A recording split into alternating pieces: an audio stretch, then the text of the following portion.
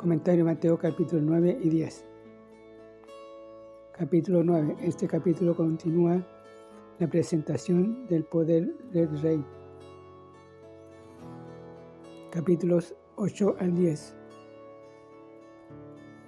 Anteriormente vimos el poder de Cristo sobre la enfermedad, versículo 8, 1 al 17, la naturaleza, versículos 18 al 27, y Satanás, versículo 28 al 34. Poder sobre el pecado, capítulo 9, versículos 1 al 17.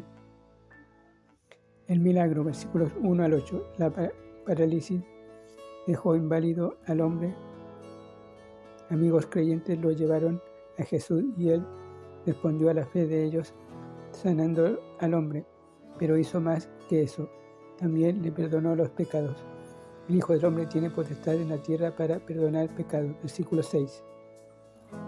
Los críticos de Jesús le acusaron de blasfemia, demostrando así que no aceptaban su realeza y condición de Hijo de Dios. Los resultados, versículo 9 al 17. Los escribas y fariseos comenzaron a buscar razones para acusarle y oponerse a Cristo. Versículo 3, 11 y 34. Así, cuando Mateo celebró una cena para Cristo e invitó a sus amigos pecadores, los fariseos asistieron para crear problemas.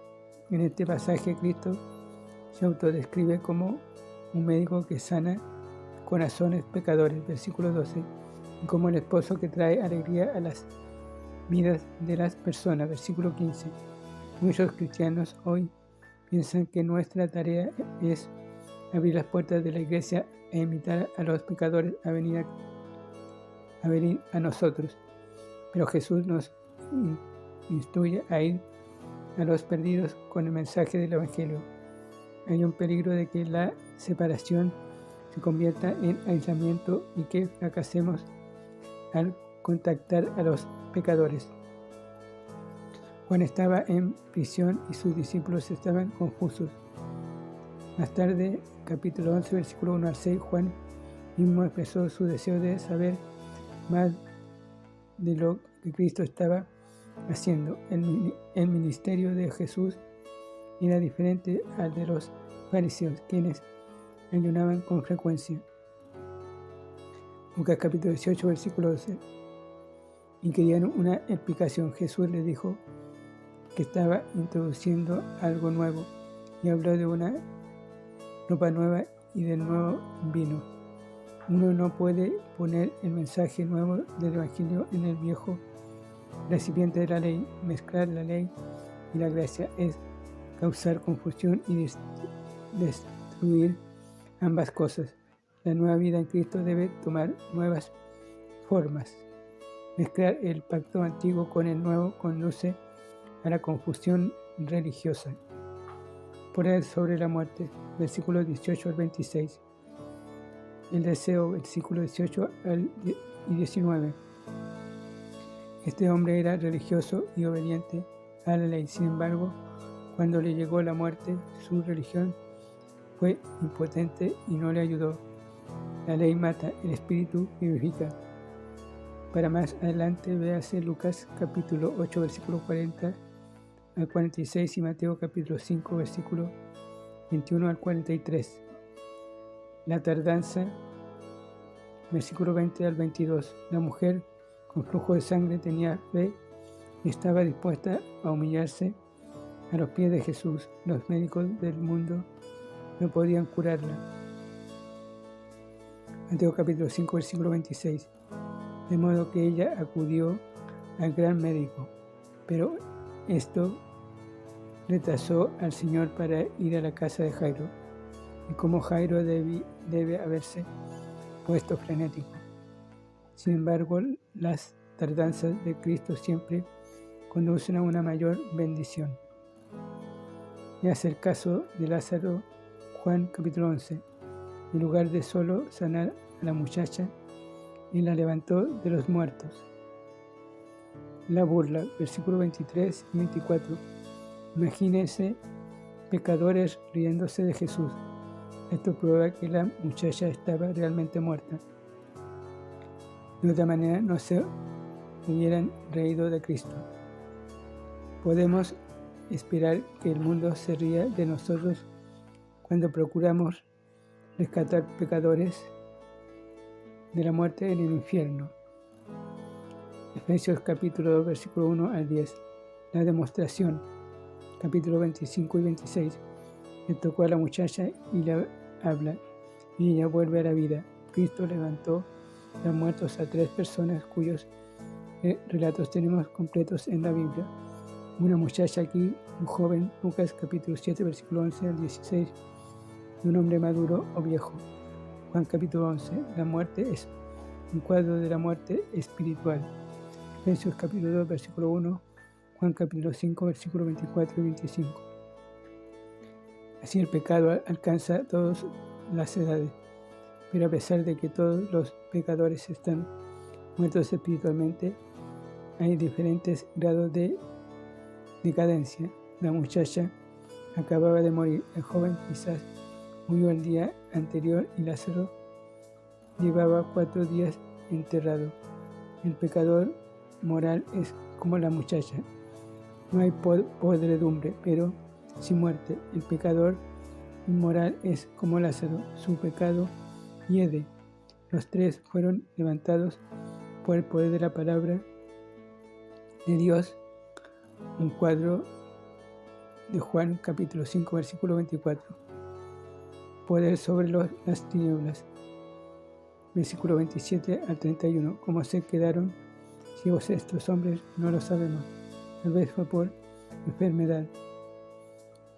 Reconocieron a Jesús como el Hijo de David y le siguieron a la casa. Jesús les preguntó si tenían fe y como si la tenían, los sanó. Nótese cómo la fe aparece en los capítulos 8 y 9. El centurión tenía gran fe. Capítulo 8, versículo 10. Pero los discípulos de la tormenta tenían poca fe. Capítulo 8, versículo 26. La fe de los amigos ayudó al paralítico. Capítulo 9, versículo 2. La fe de la mujer le dio sanidad. Capítulo 9, versículo 22. La fe de Jairo fue aprobada por el retraso en el camino y los ciegos vieron recompensada su fe. La curación del ciego fue prueba del mesianismo de Cristo, o mesianismo de Cristo, según Lucas capítulo 4 versículo 18 e Isaías 61 versículo 1 y 2. Poder sobre los demonios, capítulo 9 versículo 32 al 38. Este milagro produjo grande vuelo, nunca se había visto cosa semejante en Israel. Versículo 33. De este modo Cristo se presentó y demostró su realeza. Sin embargo, los líderes religiosos le rechazaron y hasta le acusaron de ser cómplice de Satanás. Un día en el futuro Israel admitiría a un falso Cristo y recibiría su poder de Satanás. Juan capítulo 5 versículo 43. Esta acusación fue el enemigo que con el tiempo creció hasta sin una rebelión abierta. En capítulo 12 versículo 22 al 35 al 37. Entonces Jesús no discutió con la gente, sino que más bien fue a ayudar a los que le recibían.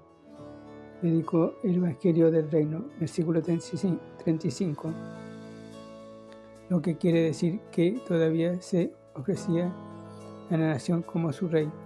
Posteriormente envió a sus discípulos a predicar el mismo Evangelio, a realizar los mismos milagros. Capítulo 10, versículos 5 al 8. Esta comisión no está hoy, ni tampoco nos atrevemos a decir que tenemos el poder para realizar milagros.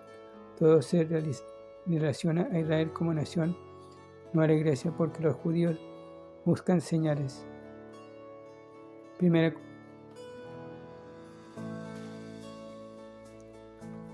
Corintios capítulo 1 versículo 22. Las multitudes de hoy todavía necesitan del pastor, solo Cristo puede quitarles y alimentarles.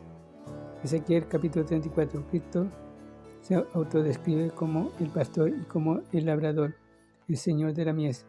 La mies es suya, versículo 38, y debemos obedecerle si vamos a ganar almas. Y hace Juan capítulo 4, versículo 31 al 38, una enseñanza paralela. Comentario Mateo capítulo 10. Este capítulo nos lleva al final de la primera sección de Mateo, la revelación del Rey. Versículos 1 al 10. En 1 al 4, Él reveló su persona. En 5 al 7, sus principios. En versículo 8 al 10, su poder. En los capítulos 8 y 9, reveló su poder mediante una serie de milagros que realizó. En este capítulo, envía a sus embajadores a realizar milagros y a llevar el mensaje del reino. Téngase presente que donde quiera que usted tiene señales, está tratando con los judíos y el mensaje del reino. 1 Corintios capítulo 1 versículo 22. Al leer este capítulo notará que hay un cambio en las instrucciones del versículo 16 y del 24. Si aplica todo este capítulo a los 12 apóstoles, quedará confundido, porque en los versículos 15 al 23 Jesús salta siglos y analiza el mensaje del reino durante la gran tribulación. Este capítulo da instrucciones a los apóstoles en el pasado. Versículo 1 al 15, a los apóstoles del futuro periodo de la gran tribulación. Versículo 16 al 23, y a los siervos de Dios de hoy. Versículo 24 al 42. Introducción a los apóstoles en el pasado. Versículos 1 al 15. En capítulo 9, versículo 36 al 38, Cristo les pidió que oraran por la mies. Ahora les envía a la mies a servir. Es cosa seria orar por los perdidos, debido a que Dios querrá usarlo para que le ayude a contestar esa oración. Nótese el cambio de discípulo aprendiz en el versículo 1 a apóstoles enviados en el versículo 2. Estos 12 hombres fueron los primeros misioneros. Cristo les dio el divino poder que necesitaban para hacer su obra, porque Él siempre equipa a quienes llama al servicio. Dios usa una variedad de personas para lograr su obra. La comisión era clara: predicar el reino de los cielos e ir solamente a los judíos. Juan el Bautista lo hizo. Jesús también, y ahora sus discípulos debían esparcir el mensaje por toda la nación. Los milagros que realizarían serían las creencias de que representaban al Rey. Hebreos capítulo 2 versículo 1 al 14. Esta comisión no es para la iglesia ni para los misioneros individuales. Hoy no tenemos estos poderes milagrosos, puesto que se dieron especialmente a sus apóstoles. Marcos capítulo 16 versículo 17 al 18, Romanos capítulo 15 versículo 18 y 19. En tanto que el siervo de Dios no depende de cosas materiales, todavía debe prepararse y proveer para sí y su familia a fin de llevar el mensaje. Los misioneros de hoy no deben seguir las instrucciones de los versículos 9 y 10. Pablo apreciaba el sostén que recibía de las iglesias, y así lo hacen hoy los misioneros en todo el mundo. Finalmente, no predicamos el evangelio del reino a los que son dignos. Anunciamos el evangelio de la gracia de Dios a todas las personas e invitamos a los pecadores a venir a Cristo.